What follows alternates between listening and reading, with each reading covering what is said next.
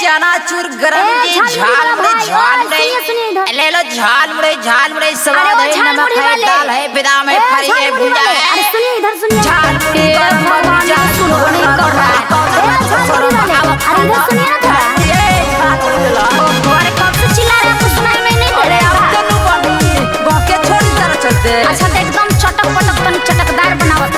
हां कितना बनाती बोला अरे पहले चिखाब कैसन बा एक बेरी खाल करी बेरी बेरी मानो अच्छा बेरी खाला ओ कितना बोले बना जल्दी एक बेरी खाल करी बेरी बेरी मानो ठीक है भर रही मिजाज टनाटन हम तो डाले हैं सिलबट पर पीस के मसाला ले लो आइए हमको बना के खिलाइए ना।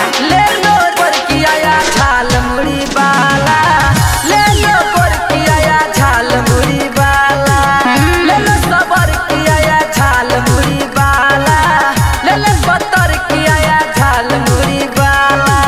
अरे लीजिए ऐसा मिलेगा।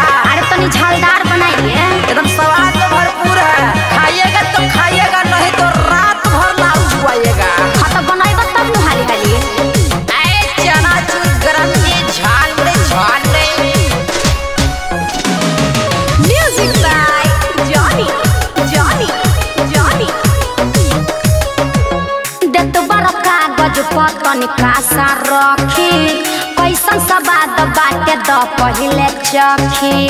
अरे दो तनी सा चखे तब न पता चली होला मशहूर जैसे लगन के पूरी। अच्छा वो सही फेमस बहा मार झाल मुड़ी वो तो बुझा खाला रात भर खूबे सपना ला ले लो